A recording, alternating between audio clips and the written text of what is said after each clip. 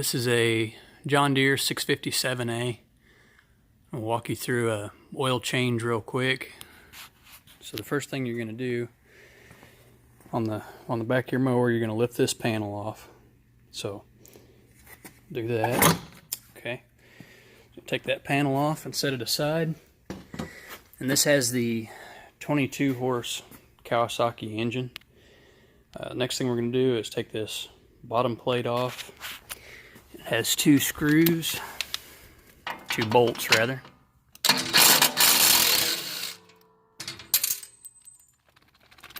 Make sure you hang on to your hardware.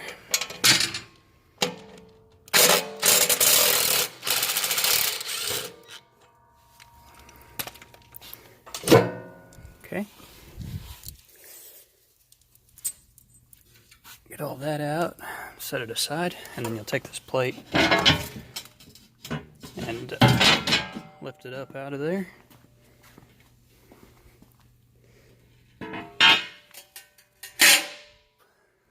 Looks like that needed some cleaning in there anyway. So this opens you up to your oil filter, and then just below it is the drain. And that's basically like a petcock. You open up the bolt or unscrew the bolt, and there's a tube going down, and your oil just goes straight down. So I have my oil pan underneath here, and I'm going to go ahead and open up that little petcock and then unscrew my oil filter and let the old oil drain. And by the way, I ran this for just a few minutes beforehand, so the engine's not hot, but it's warm, which will allow the oil to drain out more easily. I have a wrench on this now, so I wanted to show you how that worked. This is a 10mm socket wrench, and I've actually got it loosened up now, so I can just turn it by hand.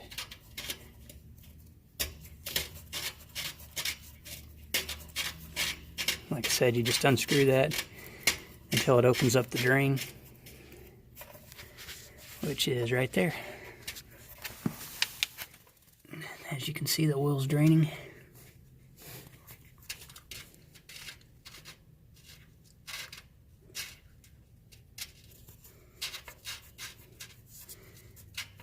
Okay, now the oil filter, usually you can get those started by hand. If not, oil filter wrench or large pair of channel locks to break that loose. So we'll get that broke loose and unscrew it as well. Have the oil filter loosened up. So I'm gonna unscrew that. And you can hear all the oil that's coming out of that.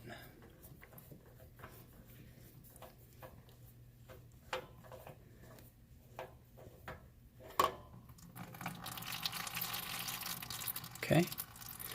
Now with that unscrewed, there is a hole directly below it where the drain is at. So I'm trying to kind of dump some of that oil through the hole so I don't get it all over the engine mount plate. And then once most of that's drained, keep it upright so it doesn't leak out.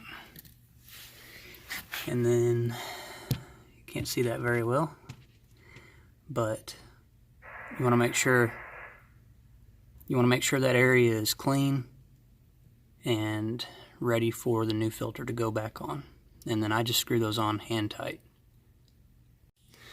Alright, now before you put the new filter back on, you want to put a light coating of oil around the O-ring or the gasket on the oil filter so that seals up nice. So I'm going to go ahead and get it back in place.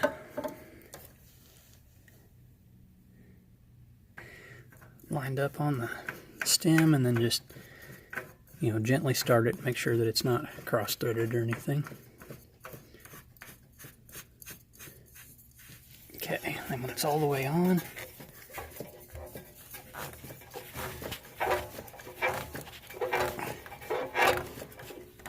okay, get it nice and tight by hand, and my drain has stopped, so I can go ahead and and close this back up. So I'll screw it back in as far as I can and then put the wrench to it. Looks like that's going to be about as far as it's going to go.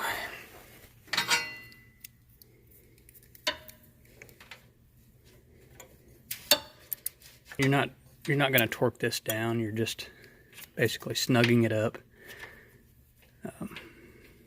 because the oil flow is stopped by the time it reaches the inside. So you're just going to snug it up a little bit,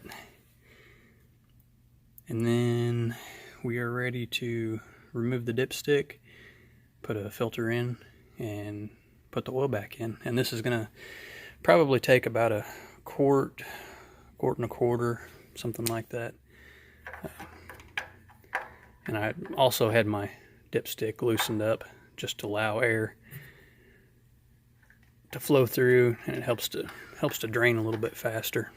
So get this out of the way.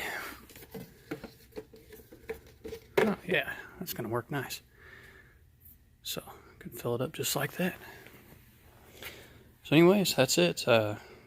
Put your oil in, and I'll put a quart in, I'll check it, and top it off as necessary. Run it for a few minutes, let it settle back down, check it again, and then we should be done. So thanks for watching, guys.